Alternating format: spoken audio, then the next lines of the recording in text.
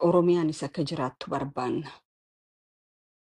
Wanni nuti akka sabaa gaafachaa jirrus gaafii mirga abbaa biyyummaati malee gaafii biraatii miti. Oromoon iftee jiraachuu qaba lafa isaatirratti ka jedhudha. Garuu burjaajii hedduu deemaa jira, qilleensa hedduu wal dhabaa jira. Hayyuun tokko Oromoo mataa walii qabee rakkoo keessoo isaa dhukkuba garaasaa mari'achiisuun argamne. Hayyuu ni qabnaa hin gaafii tiyya. Akkaan laalee arkutti qabbanuytu harkaa oowwitu fallaanaatu deemaa jira. Namni tokko gaafa gabbee waan Oromootiin dubbadha jedhu qubni itti laatamuun waan jiru. Haqumni itti laatamne nama usee mana isaa ta'u qofa nama humaan hojjenne. Garuu namni tokko haga maqaa Oromoo qabatee deemutti gaafiin itti ka'a ni qeeqamaas qubninis itti laatama. Amma laateyoon nam abalu qeeqe maal naan jedhaniitu gaafii fidaa jira. Waan Oromoo tana keessatti namni tokko nama tokkoon dhaqi bakka naa bu'ee ka je'en hin jiru. Oromoo bahaa dhiya kaabaa kibba jiddu gala tokko Oromoon abalu deem'atii kutaa kan ripirezentii godhii bakka naa bu'ee ka je'en hin jiru. Gaafa naannawni tokko ripirezentii godhee ergate nama tokko naannawuma saniitu qeeqaa jechuudha ka biraa hin qeequ. Amma fakkeenya senatara Minisootaa yookaan gabarnar Minisootaa yoo waa godhe warra Minisootaatiitu qeeqa. Yoo dubbiinsaa warra Minisootaati ol taate federaalaatu qeeqaa jechuudha. Yoo wanni akkasii Oromoo keessa jiraate nuu himaa suuta walirraa hinnaa jechuu barbaadeeti. Garuu namni tokko haga maqaa Oromoo qabatee deemutti bakka dogoggorteetti dogoggortee jennaan. Bakka irrina qabutti irrina qabdaa jennaan. Bakka gaafii sabaa laaffisetti gaafii sabaa laaffiftee jennaan. Wal qeequun aadaa ta'uutu qaba. Namni yoo hin qeeqamne yoo badii isaatirraa hin dhaamne badii isaa tana gaarii ta'ee itti fufa waan ta'eef jechuudha. Kana boodaan itti deebi'a. Karaa kaan kan ajaa'ibsiisu warri Phiiphii kun diina keenyaa fi fira keenya hoggaa gabbaanii nuu himan na ajaa'ibsiisan. Phiiphii teenya Oromoon diina siitii fi fira sii dur beetti addaa. Gaafa isin diina jala gatantaraa turtanii Oromoon eenyu diina siitii eenyu fira siitii eenyu isii ajjeese eenyu isii miidhee eenyu duguggaa irra geggeesse eenyu irra gadi hin geessinii beektii jechuudha.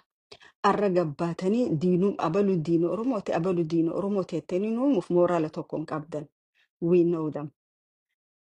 Isinis qaamuma Oromoo balleessaa ture san keessa turtanii jechuu ganna 27 darbe. Kanaaf akka quuqama addaan nama Oromoo qabutti gabbaatanii hoggaa haasoftan diinootan keenya maarreedhaa wajjin diina kana ka wajji harka dhawaa ture Oromoorra yakka dalagaa ture isin Phiiphii. Bakka kalee turtanis if laalaa bakka arra jirtanis laalaa. Hojiin teessan takaleetii fi ta'arraa garaagarummaan sii maali? Arra Oromiyaa keessatti uummanni Oromoo maasiin ajjeefamaa hin jiru Phiiphii. Yoo diifira ta'uu feetan dhumaatii ilmaan Oromootirraa maa harkan fudhan? Dargaggeessa ole deemaa Oromoo mana hidhaatii baaftanii ajjeesu amma Zawaayii Dundaatti ijoollee xixiqqoo mana hidhaatii gabbaaftanii ajjeeftan. Shawaa bahaa keessatti ijoollee waaqeffattoota gabbaaftanii rashantan. Akkamittiin Oromoodhaaf quuqamtanii Oromoof dubbattanii isiniin jedha. Isin Oromoo irratti duguggaa shanyii gaggeessaa jirtanii. Kanaaf diina keenya nuu himuudhaaf hin rakkatinaa. Diina keenya tolchinee beeyna waan diina keenya beeynuuf kalees qabsoodha seennee jechuudha. Nam tokko ka diina Oromoodhatti Oromoodhaan kun diina keeti jedhuun hin jiru. We know them. Isinis isin beeyne diina keenyaas eenyu akka ta'e ni beeynaa jechuudha. Karaa kaaniitiin lafa Oromoo gurguraa miyaadhaan bulcheechuun xiqqoo hin ulfaatu Phiiphii. Dhaloota hegeree lafa maleeyyii godhaa hin jirtanii isin. Lafa Oromoo maasiidhaan gurguraa hin jirtanii. Lafa Oromoo maasiin gurguraa hin jirtanii. Hegeree dhala Oromootiif maal keessan? Arra lafa jiddugalaa parsantii 80 Arabaaf gurguraa hin jirtanii warroota alaatiif gurguraa hin jirtanii. Isin biyya bulchaa hin jirtan biyya gurguraa jirtan. Okay. Ammoo lafti Oromoodhaa hin godaanu achuma jiraataa jechuudha. Dhumarratti akkuma sochii gaafa fincila qeerooti kanuma irra lafa Oromoo irra investi godhutu hasaaraa keessa seenaa jechuudha.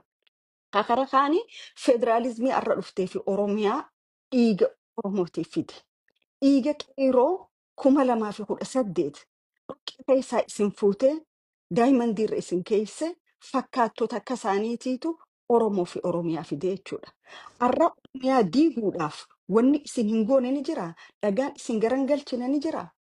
Federaalizimuma fakkeessaa tana diiguudhaaf wanni isin hin goone ni jira. Kana cufa warra soddottan keessanii gammachiisuudhaaf miti ka godhaa jirtan. Of yaaddaniiti takkaa isin Oromoo akka namaatti hin laalle. Akka sabaatti hin laalle. Tuffiin isin Oromoodhaaf qabdan daangaa hin qabu jechuudha. You know what? Arra federaalizimii kana diidanis Oromiyaa arra jirtu tana diidanis gaafa isin karaarraa mayxan bakkuma sii tana deebiti jechuudha. Sababni dhiigaa fi lafeetutti cabe.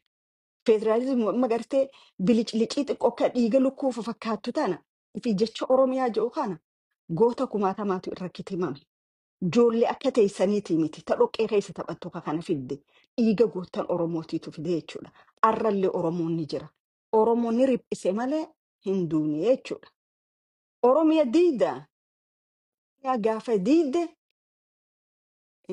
waan dhufugaa sambooda laalla. Federalizimii diidaa tafakkii tana we will see after that what's gonna come up. Okay. Garuu tokko haa isin beekuu qabdan gaafa sirni phiiphii kun cabe nis ni caba. Ka cabsu Oromumaa ammaas. Oromumaatu cabsa phiiphii. Phiiphii cabsuudhaaf tumsa biraa naman barbaachisu. Ganda Amaaraatiif faannoo keessa deemuu naman barbaachisu. Oromoon jecha sagalee waliigalee yoo callisee phiiphiin cabxii jechuudha. So sirna federalizimii kaan militariitu na gaafate akka diigamu maali marii warra koree maal jettan koree araaraa maal jettan koree teessan san koree biyyoolessa maali yaaboo koreen biyyoolessaatis namicha kiiloo 4 taa'u suma yaada kanas hafide suma paarlamaanis hafide suma ifii fiddeetuma ifii fixu jirtaa miti rispoondiinsaa haa turuu haa dafuu ittuma dhufaa jechuudha. Gaafii Oromoo Oromiyaa diidu federalizimii diidu gaafiin Oromoonniif booda deebi'an jiru. Kan akkasi beeki. Kanaaf uummata Oromootirraa ajjeechaa dhaabi. Dargaggeessa arrallee mana hidhaatii gagguurtee ajjeeftu kana dhaabi. Maaliif karoora kee amma dura maal jette? Nuti ijoollee kana booda ijoollee ama 10 kas meentaalitii Itoophiyaanizmaatiin guddifnu barbaadnaa jette. So dhaloota ama 10 olii fixxeeti dhaloota sanii gadii lilmee Itoophiyaanistummaatiin guddisuu itti jirtee guddisuu deemta. Dhiigni Oromummaa gaafiin Oromoo garaan kan dhalatiin ka'ee gara dhalatu garaalleedha jira jechuudha. Waan if booddee deebi'u tokko tokkoon keenya godaanninsa qabna jechuudha. Kanaaf sii fi warri faannoo garaagarummaa tokkoon qabdan. Atis Oromiyaa diidee federalizimii tana balleessuudha. Warri imma faannootii fi kolkoleen warra kaabaatunis ta warra federalizimatti amanuu kan ta'in ka warra Amaaraa hoggaan jedhu isaanis Oromiyaa diiguuf federalizimii diiguudha. Gaafa ati federalizimii diideef Oromiyaa diideef ittisiis ni dhufti jechuudha. Maaliif kaayoo isaanii deemaa jirta waan ta'eef. Kanaaf Oromoof kana godhu jirra nuti mootummaa Oromiyaatiin je'ina. Shurufkaa Oromummaatillee hin qabdanii jechuudha. Dhala Oromoo arrallee ajjeesaa gaafii uummanni Oromoo dhiiga isaatiin fide. Yeroo waan biraa dhiiftee afaanuma Oromootillee jette. Arra isin lafee ijoollee sanirra ajjettaniiti bakka san dhayxanii Oromoo irratti kiraayimii gaggeessaa jirtan jechuudha. Akkuma TPLF kufee isinis numa kuftan. Mootummaan tokko haga dhumaa ka jiraate hin jiru jechuu barbaadeeti. Kana phiiphi diinaa fira keenya nuti diinaa fira keenya tolchinee beeknaa jechuu barbaadeeti. Maaliif niin harka wacamma isin dhiyootanatti jirtan diinoottan keenya hojii dhaabbatanii diinoottan keenya akkana godhan hoggaatan diina keenya ati nuun himtu tolchinee beekna. Arra keessatti garuu ka Oromoo balleessaa jiru isin. Kara kaaniin deebi'a. Warra amma oriyaa jiru. Jarana namichi amma Amaaraa Fullidatu Ayyaaloo kan jedhamtuun dhalee artiklii guddaa tokko Oromoo irra barreessee ture. Dhiifama gaafatee saniif. Namichi kun hin turre ka Oromoo irratti waa barreessaa ture. Namni kun nama Oromiyaan diigamuu qabdi, federaalizimummaan kunis diigamuu qabdi, Itoophiyaa takkitti amanuu jechuudha. Kana wajjin Oromoon hizaaba kamiin gaaffii isaa deebise hizaaba kamiin galma ga'e. Kanaaf warri gartee faannoo jala oriitanis faannoon diina Oromoo ka jalqabaati. Diina sanuu diina tarsiimooti. Diina tarsiimooti. Warra jaarraa arra keessa jirru kana ilmaan Oromoo morma muree lafee mukatti hidhee fannisee jechuudha. Warra shawaa kaabaa keessatti, shawaa lixa shaggar keessatti mana cidhaa irratti boombi darbee uummata keenya fixee jechuudha. Warra baha shaggar irratti, shawaa bahaa irratti faantaallee yookaan naannawa karrayyuu keenyaa kanatti uummata Oromoon isaan godhaa turaniis beeynaniis agarraa jechuudha. Kana wajjin aliyaansii ijaarachuu jechuun Oromoo ganuu jechuudha. Kan hoggaan joo amnaa taargeetii nama tokko individuala irraa rakkoon qabu an. Namni waan fedhe ta'uu danda'a. Waan fedhetti amanuu mirga. Garuu maqaa kiyya qabatee bakka nan fakkaanne dhaabbachuu hin danda'u. I will oppose that. Okay. An Oromoodha maqaa kiyya dhaabbatee dikee ganda kaabaatirra deemuun yakkaa jechuudha. Dhiphiin diinaa irra walii galla. Dhiphii ka darbu tokkummaa Oromooti. Gaafa tokko ta'e biyya san dhiisaati addunyaatu sodaataa jechuudha. Qabsoo teenya qabsoo ifirra irkannoo tabara meeqa godhaa baane qabsoo amaararra irkannoo godhuudhaaf maaliif tattaafattanii jechuu barbaadeeti. Okay. Wanni isin faannoodha wajjin godhuu deemtan galiin isin walii qabdan maali? Mariidhaa jettan. Marii dura ifii keessoo fi mari'achuun hin dursu. Odoo manni kee keessi qushaashni guutee jiru dheexee mana gandaa qulqulleessita. Mariin Oromoo jidduutti tola dura. Hayyoonni Oromootii fi dhaaboleen siyaasaa Oromoo kan hiree murteeffannaa uummata Oromoo amanan. Erga mari'atan booda marii sanii ganda namaa dhaqanii mari'achuun rakkoo tokkollee hin qabu, hammeenya hin qabu. Garuu odoo keessi keetuu banaadha. Mata ganamaa galgala sirra wal mari'atu wajjin dheexee maal mari'atta? Isaanuu si balleessuuf guyyaa tokko hin bulan, si balleessuuf galgala tokko hin taa'an. Ganamaa galgala akkami Oromoo balleessinaadha. Kana ajaa'ibsiisee kanallee akkaan gaafiif gaafadhu na godhe gaafa namichi faannoo zammanee kaasee dhufee uummata isaanii ka Oromiyaa keessatti qeensi irraan cabin akkasi jalaa hanga gubbaa kileem godhee waa'ee amaarummaati mirga amaaraa tiisuu jedhu san ilmaan Oromoo kakaaba Oromiyaa keessa wallo keessatti akkasi dhume shawaa bahaa dhume wallagga bahaa dhume kaaba shaggarii dhume maaliif gaafachuu dhabdan isa san isaa miti qaceelfama isaatiin miti kadhumaa ture ummanni san. So before you liberate the country you have to liberate your mind. Sammuun hin bilisoomin gaaga'ama fiddu ummata irratti. Bilisummaa afaaniin jechuu qofa odoo hin ta'in sammuun ta'e yaada gabrummaa jalaa bahuu qabdi. Waggaa warra kana agartan cufti keessan firiis taatan. Maaliif qabbiin keessan sammuun gabrummaa san ammallee sodaa warra sanii qabdanii jechuudha. Isin hin fannisan, isin hin qalan. At least hoggaa akkasi dhaabbatee dhaadatu waa'ee warra isaanii how kam namni Oromoo tokko kam respond godhuu dadhabe kacha keessa jiru. Bakka isin hin laalle dheeyxaniiti qubni akka isin laatamu gootanii jechuudha. Tokko ammaas kan hin dhagee kan yaadarraa hin haasawa. Faannoo fi oolaan haga ammaa wajji dalaguu dhabuun overduudha jettan. Shame on you guys. Waraanni bilisummaa Oromoo kaayoo ka'eef kaayoo qabsaa'uuf qaba. Faannoon waan qabsooftuuf qaba. Walitti hin dhufu walitti isin dhiyaatu. Gaaraa fi dafa jechuudha. Faannoo irrallee wallagga bahaa keessa nama fixu jiru Oromoo fixu jiru julmaan duguugaa jiru lafarraa buqqisaa jiru wajji dalaguu dhabuun ilaa hangammaa overduudha jettan. Bara 50 qabsoo Oromoo keessa maaltu deemaa ture kanaatu nagarsiisaa jechuudha. Qabsoon teenya sammuu Itoophiyaanizmummaarraa warri durii isaanaa warri arraatis gadi hin dhiifamu. Sanii caliqqafame jechuudha. Garuu wareegamni ilmi Oromoo kanne dubartiin Oromoo kannite haati Oromoo kannite hammana toggaa gabbuu nama dhukkuba. Tokko tokkoon keenya madaadha qabne jechuudha. Hedduu nama laaleessa.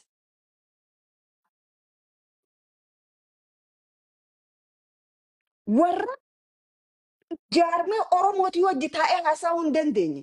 Miidiyaa Oromootirra dhaqee hin dubbanneetu ganda dhaqee dibbee dhawaa jechuudha.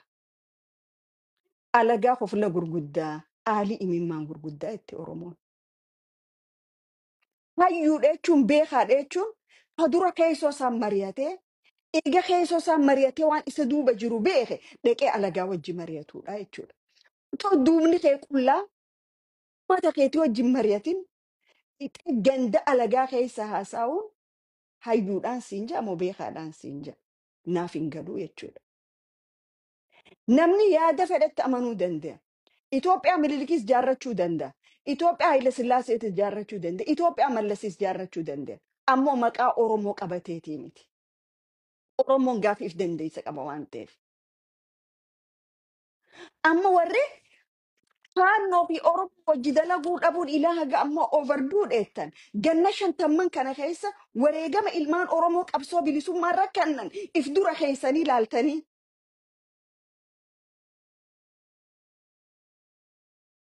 An dhuga feetanii miti.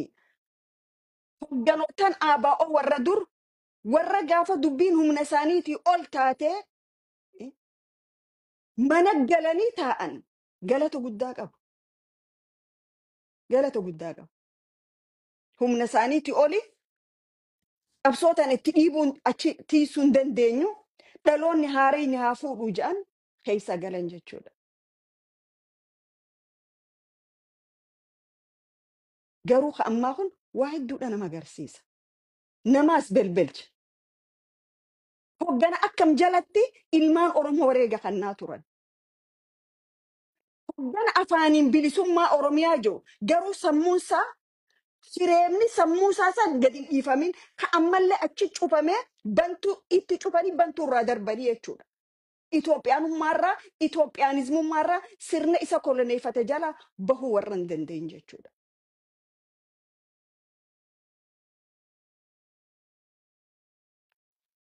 Maal keessa turree jedhanii if gaafachuun barbaachisaadha. Warri gartee injiinerri waan kanaa maastar maayindaroonni waan kanaa ifii gabbaanii godhuun fedhan garuu harka namaatiin ibidda qabatanii jechuudha. We know you guys for last 2 years maal godhaa akka turtan ni beeknaa jechuudha. Ammoo tokko tokko keessan lubbuun Oromoo tabadde lafeen Oromoo cabxe dhiigni Oromoo ka dhangala'e hafuura isin baafachiisuuf hin ta'u. Keessa keessanitti akka rakkattanii jirtan sammuun teessan akka hidhamte jiraatte jechuudha. Maaliif kiraayimii dalagidan qabsoo Oromoot irratti yakka dalagidan qabsoo Oromoot irratti nama guba nama belbelcha.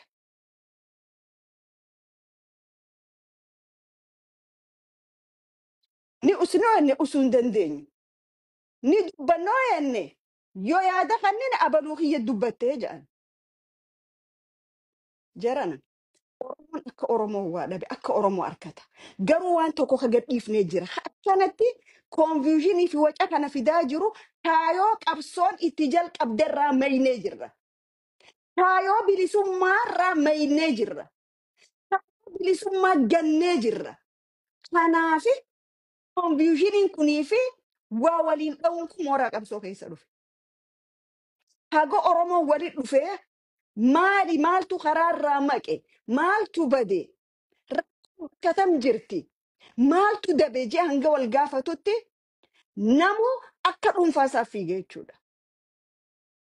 Haga yoom sabni Oromoo kun tuffatamu?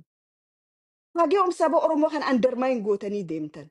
Haga yoom saba Oromoo kana xiqqeessitanii akka sabni kun waa takka hin beekne see gootan?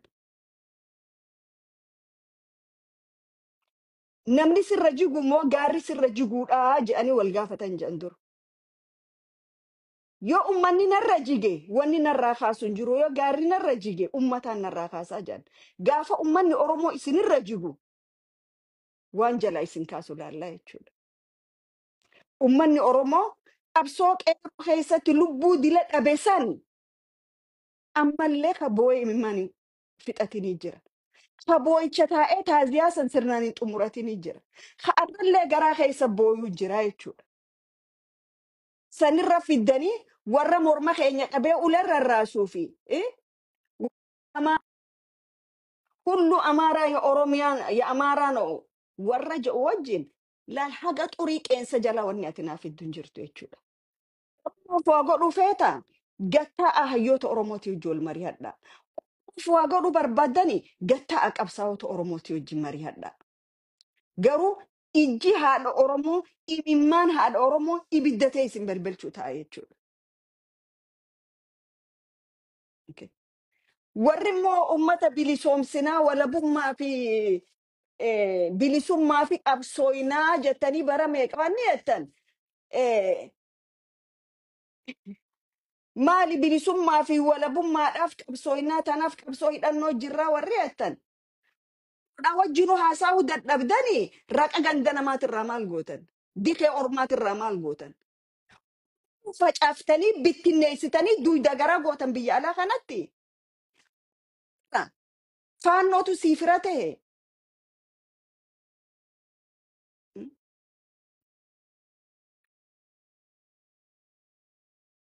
Qabsaa'ota dhiibaa, qabsaa'ota arrabsaa, qabsaa'ota maqaa adda addaa kannaa fi dheexee si baate abboo si baatee hojii mari'atte. Waa warra koflaan gootanii yaa ijoollee. Kara baddanii bar kara baddan ganamaan karaa baddan. Gaafa isin qabsaa'ota isin dura qabsootana dhiigaa fi lafeedhaan taraare arrabsuu jalqabdanii karaa baddan. Ilma abbaan abaaree taatan. Namni abbaasaa ka isa dura jiru kabajeeti gorsarraa fudhachaa na eebbisi jedhee waan godhu godha.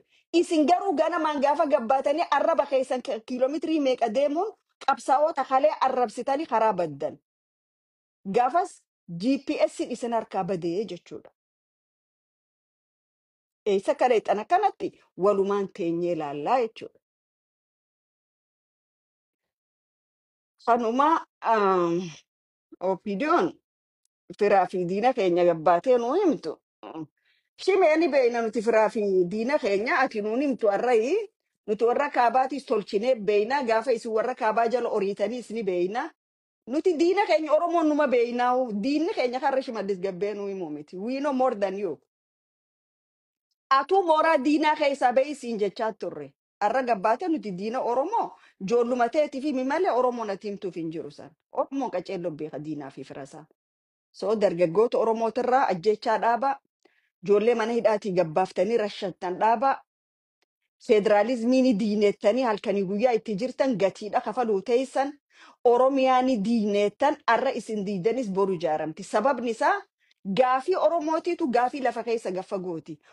Dee Oromummaarra waan hidhamteef Oromiyaa arra diidus diiguu baattus Oromoon galma isaanii gahata.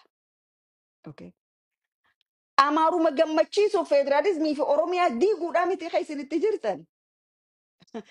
Marratti isinis ni gadditan warri isin gammachiisuu deemtan sadis ni gaddanii jechuudha. Qabsoon dhalootarraa dhaloota dabra. Kan akkasi beekaa. Kakara kaanii wanni tokko tokko ka deemu gaarii fi jara keenya. Lafa addunyaa tanarratti namni amantii fedhe kabajuudhaaf mirga qaba. Mirgaa ati dirqitti amantii tana fudhadhu tanan fudhatiin waliin hin jaa waan amantii kanama gaafatu rabbii tokkicha qofa. Kanaaf warri manneen amantii gubdan kun gootummaadhaa miti beekumsaa mitiis. Yoo ati amantii namaa kabajje namnis amantii seesii kabaja. Akkasiisi jechuudha. Okay. Amma warri waldee waaqeffataa gubdan silaa amaarri dhufee masgiida ollaa keenyaa gube tokkoon keessan cherchitti hin buutan. Garuu qaama laafa wal dandeessan walirra dhiira isin. Walirra dhiira. Namni amantii fedhe amanuu mirga guutuudha qaba. Haga teessirraan tu'inetti. Kanaaf Oromoon amantii walii kabajee waliin deemuun waan qabnu cufa yoo walii kabajnee walii deemne qofa akka sabaatti bakka guddaa geenyaa jechuudha. Kanaaf wanni amantii waaqeffataa irra deemu jiru kun gaarii ta'ee mul'achaa hin jiru. Okay. An Islaama garuu amantiin biraa akka tuqamtu hin hayyamu. Mirga qaban waan fedhanitti amanuudhaaf. Oromoon dureenuu inni amantii sadii qaba. Islaama, kiristaana, waaqeffataadha. Taate irra amantii namaaf hin kabajne boru silaa biitisi kan namte warra amantii san qabu akkam godhuu deemta. So if keessa deebi'aa if ilaalaa. Gaariin ta'u wanni kana. Kana dhumarratti guulalleen lafa seenaadhaa jee nuuf gobana rabbiin tokkichi rahmataa godhuu fi rabbiin burqaa jannataa keessaa isaa obaasu. Addi bilisummaa Oromoo baga gammaddanii. Hin qabnu irra ni qabnuun irra gaariidha. Dhabneerra ni jiraan irra gaariidha. Kana qabataniituma katti aanus dhaqanii at least waltajjii itti waliin dhuftan itti nagee wal gaafattan hayyamanii kannoon kun waan gaariidha. Baga gammaddanii ja'a. Gammachuun teenya immoo ta bilisummaadhaan goolabamtu haa taatu. Manni san mana seenaa qabu gaafa jalqaba kan nama achiin ture guyyaa tokko lama dhaqee arkee dhugaa from my heart baga gammaddan. Warri sagaleen isaanii ala kana dhabamtees amma gabbahaatii guulalleerraa mana guulallee kanarraa ibsanuu kannaa sila waggaa biraa gabbaatanii dubbattanii hawaasallee hawaasaa waliin yaamtanii hin mari'achiiftanii kallattii qabsoon itti deemaa jirtu kanallee gabbaatanii namaaf himtanii asiin bade asiin tole kana godhaa san godhaa hin jettanii hogguma carraan tokko dhufe gabbaatanii dubbattanii amma waayuma mana guulallee kanarrattis waajjira guulallee kanarrattis gabbaanuu dubbadhaa nutillee naa isin agarru almost bara meeqaaf isin agarra jechuu barbaadeeti. Jara keenya fayyaa tahaa baga nagaan jiraattanii. Kanuma biddeenni Oromoo furdaan odoo jiru maal kajeellaa dhayxee ganda waldee gabruu jee gaafa akka namaa jiru ka ganda gamaa jiru gaa inninis amma akka namaan jiru bara akka namaa jiru san akkas jechaa ture. Kanuma dhidhaan mannaa nagee rabbi ulfaadhaa galatoomaa Oromoon wal qaba. Oromoon wal keessa deebee ifii keessa deebee ifii isaatti araaramee ifii mari'achuu qaba. Diina bira dhaquu duratti ifii wal jidduutti mari'achuu qaba. Diina hojii araaramuu duratti ifii wal araarfachuudha qaba. Sabni kun akka sabaatti taa'ee keessaafuu qabsaa'oonni taa'anii dura ifii isaaniitiif haasawanii wal jidduutti araara fiduu qabanii. Odoo keessa keetuu banaa. Odoo keessa kee ka kiiloomeetirii meeqa jiru akkana kaameeraan gaxarkuu ganda namaa dhayxee uraadhaan duucha jechuun Oromoodha gatii kafalchiisaa. Nama waatti yaadu jechuu barbaadeeti. Kan hoggaan kan nadhu an akkan tala Oromoo takkatti yaada kiyyaan kan nadhe. Nam tokkos maqaan dhooyne yaada dubbatame irratti hin dubbadhe yaada dubbatame san irra dubbachuuf ammoo I have full rights mirgaan qaba. Mirga uumamaatiin qaba. Namni na dhorkus hin jiru. Kan akkasitti haa olii hubannu hin fayyaa ta'uu faadha.